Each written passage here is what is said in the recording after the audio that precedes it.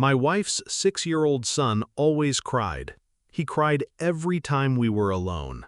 Not loud, never loud, just a thin, muffled whimper, the kind you feel before you hear. A sound that crept into the silence between us like a secret that wanted to die but couldn't. I asked him why once. His face was pale, almost translucent in the glow of the nightlight. His lips trembled before the words escaped. "Don't tell Mommy." That was all. Over and over. As if the phrase itself was a lock to some hidden door I hadn't found yet. When I asked my wife, she brushed it off with that cold, dismissive tone I had grown used to. "Don't baby him, he'll grow out of it." But the boy didn't grow out of it. He grew smaller inside himself, withdrawn. Shadows seemed to cling to him. And then that night came. The night she left on another trip, a business meeting. Always meetings, always gone. I tucked him into bed. His hands clung to my sleeve like he was drowning. His voice shook. "Daddy, please, come with me." I followed him down the hallway, bare feet on cold wood. His little hand tightening, pulling me toward the door at the end of the corridor. That door. Her office. Locked more often than not. He stopped, trembling, tears in his eyes. His voice no louder than a dying breath. "She said never to open it. Never." I stared at the brass knob. My reflection in its dull sheen looked distorted, hollow. I pressed my palm against the wood. Something in me knew. This was it. The axis on which everything turned. But the key was not mine to use. Not yet. Later that night, when the boy finally fell asleep, I sat in the dark, staring at that door, listening to the silence press against me like a weight.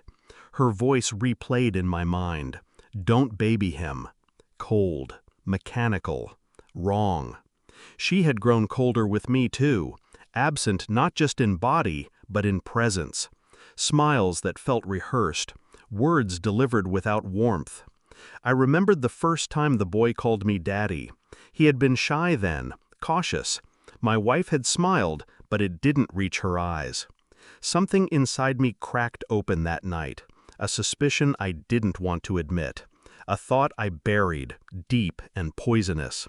Was he even mine? I moved like a shadow after that, watching, listening, calculating. She guarded her phone like it held her life. Always face down on the table, always locked. When I tried to hold her gaze, she looked through me. When I asked about her trips, her answers were short, too short.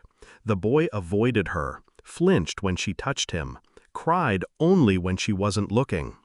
I started collecting small pieces, little fragments of her life she thought invisible. A receipt for a hotel, not the one she told me. A second phone, hidden in the back of her drawer. Numbers stored under fake names. The boy's medical forms, signed with a name I didn't recognize. I sent in the test quietly. DNA, hair from my brush, his toothbrush, the kind of truth you can't bury. Waiting was the hardest part. Pretending. Sitting across from her at dinner, listening to her rehearse lies about meetings, about flights, about late nights, all while the boy sat silent, picking at his food, eyes lowered. Inside me, something burned. Not rage, not grief, colder, sharper, like a blade being honed in the dark. The envelope came on a Wednesday, unmarked, plain, deadly. I opened it alone, sitting at my desk. My hands didn't tremble. My pulse didn't race. One word stood out. Exclusion. The boy wasn't mine. Not by blood, not by chance. I sat there for a long time, staring at that sterile page. Everything collapsed into silence. The lies, the distance, the boy's fear. It all made sense. When she returned that night, I waited, calm. She kissed my cheek absently, set her bag down. I slid the envelope across the table. "What's this?" she asked, already nervous at the flatness of my stare. "Open it." She hesitated, tore the flap, eyes scanning, color draining. Her lips parted, but no words came. I leaned back, voice even. "How long?" She stuttered, trembled, tried to weave words into nets, but I already knew. Her face cracked. The mask she had worn for years fell apart in front of me.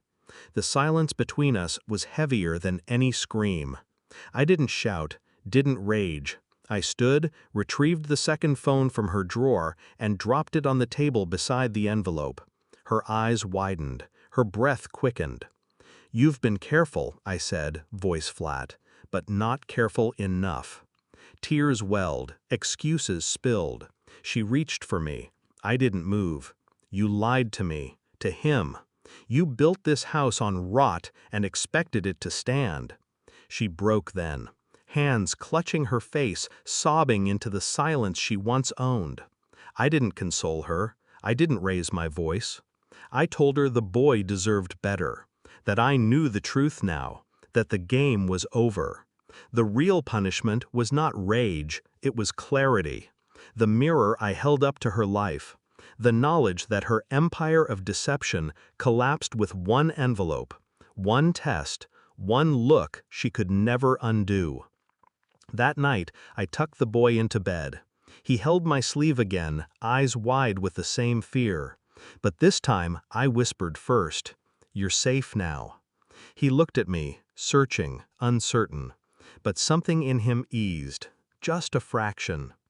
Downstairs, the house felt different, hollow, stripped of its lies. She sat at the table, broken, small, drowning in the ruins of her own making. I didn't touch her, didn't speak. I only gathered the envelope, folded it carefully, and slipped it into my jacket pocket. Truth was my weapon, and I had used it. Clean, precise, final. When I walked out the door, I didn't look back. The last words she ever heard from me were delivered without heat, without mercy. "You don't deserve either of us." And for the first time in years, I felt nothing at all.